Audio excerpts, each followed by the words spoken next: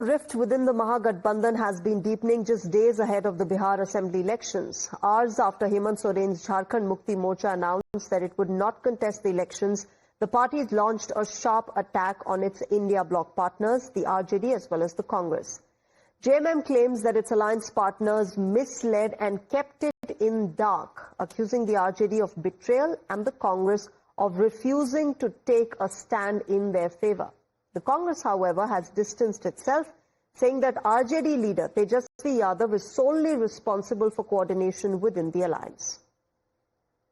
हम लोगों को गुमराह किया गया, हमें डार्क में रखा गया, हमारे साथ राजनीतिक धूर्तता की गई, आरजेडी की तरफ से भी हमें विश्वासघात मिला, परंतु कांग्रेस जो इंटरवेन कर सकती थी, मामलों को देख सकती थी, राष्ट्रीय स्तर पर बड़ी पार्टी हम लोग मानते हैं बड़े भाई की भूमिका में, उनकी भी भूमिका उचित प्रतीत नहीं हुई।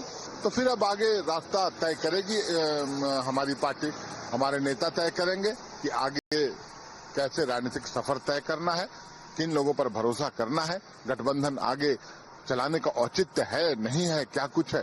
अब तो मुझे लगता है चुनाव बाद इस पर इन लोगों ने क्या बात किया, इन लोगों से झारखंड मुक्ति मोर्चा से बातें भी हुई, तो क्या बातें हुई। अगर आरजेडी ने अगर किया है तो स्वाभाविक तौर पे उनको सीट देना चाहिए, लेकिन इसमें कांग्रेस कहाँ है। आरजेडी के लीडर तेजस्वी जी को इसका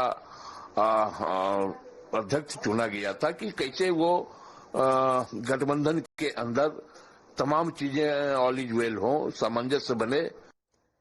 Meanwhile, another rift appears to be emerging within the alliance, this time between the Congress and the RJD, which have already been at odds over seat sharing.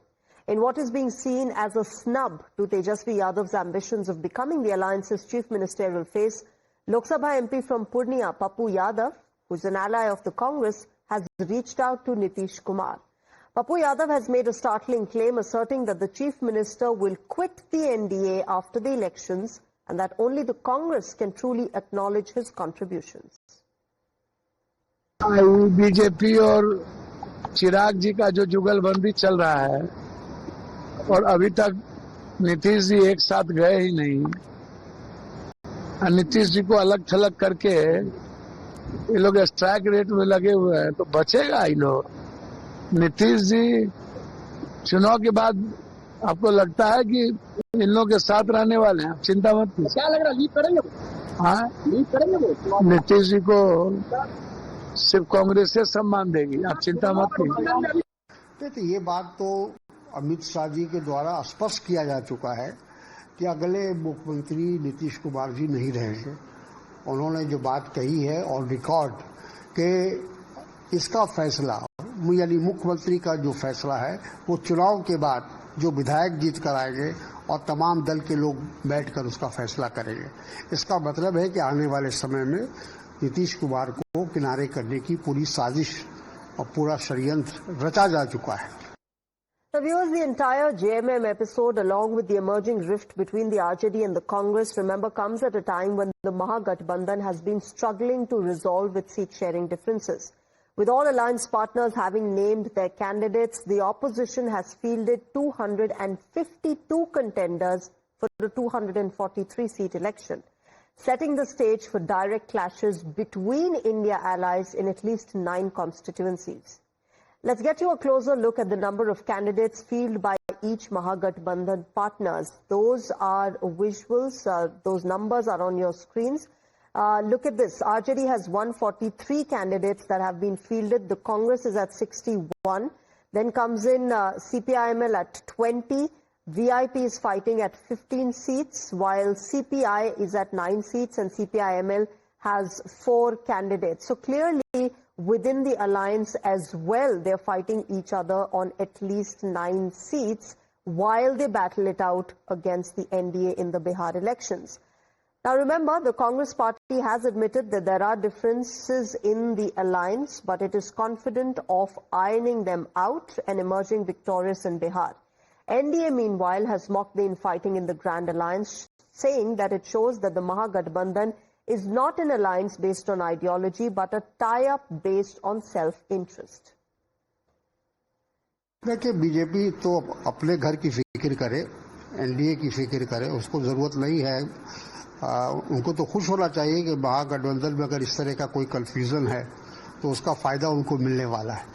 लेकिन हकीकत ये है कि ये सही है कि समय पर हम लोग आपसी अंडरस्टैंडिंग में कहीं ना कहीं कम्युनिकेशन गैप रहा है, लेकिन मुझे विश्वास है कि अभी विड्रॉवल के वक्त तक, समय तक हम तमाम मामलों को सुलझा लेंगे, आपस में बैठकर हम उसका रास्ता निकाल लेंगे। हमारा एक ही उम्मीदवार होगा, महागठबंधन या इंडिया गठबंधन जो कहिए, उसका एक ही उम्मीदवार होगा।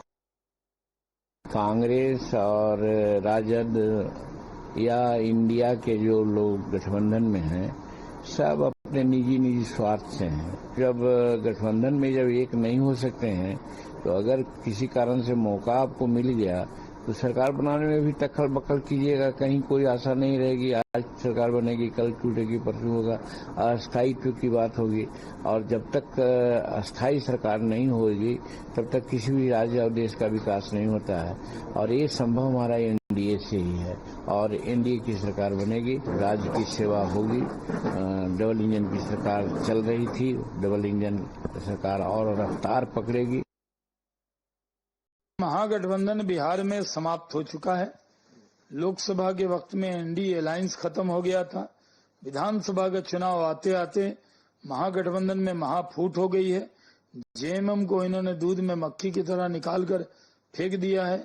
ये लोग झारखंड में जाकर उनसे दबाव डालकर सीट ले लेते हैं और बिहार में नहीं देते हैं। हमारे यहाँ एकजुटता है, हम लोग 2/3 बहुमत से जीतेंगे।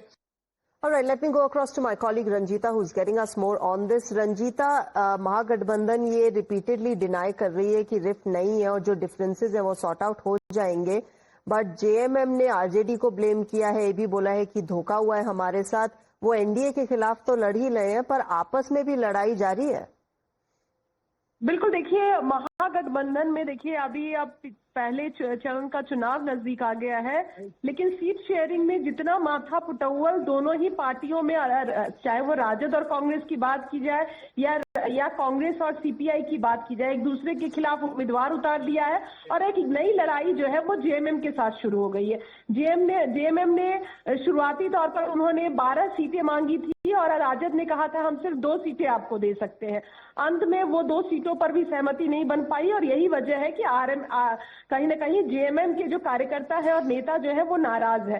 सीधे तौर पर कांग्रेस पल्ला झाड़ रही है। कांग्रेस कह रही है कि जेएमएम को आरजेडी से बात करनी चाहिए थी, लेकिन आरोप दोनों ही पार्टियों पर लगाई जा रही है, चाहे वो आरजेडी की बात हो या फिर कांग्रेस पार्टी की बात हो। जी रंजीता, धन्यवाद हमारे साथ जुड़ने के लिए। Ranjita, my colleague, of course getting us more from the tussle that has been going on, viewers, within the Mahagठबंधन, even as they battle it out against the NDA in Bihar.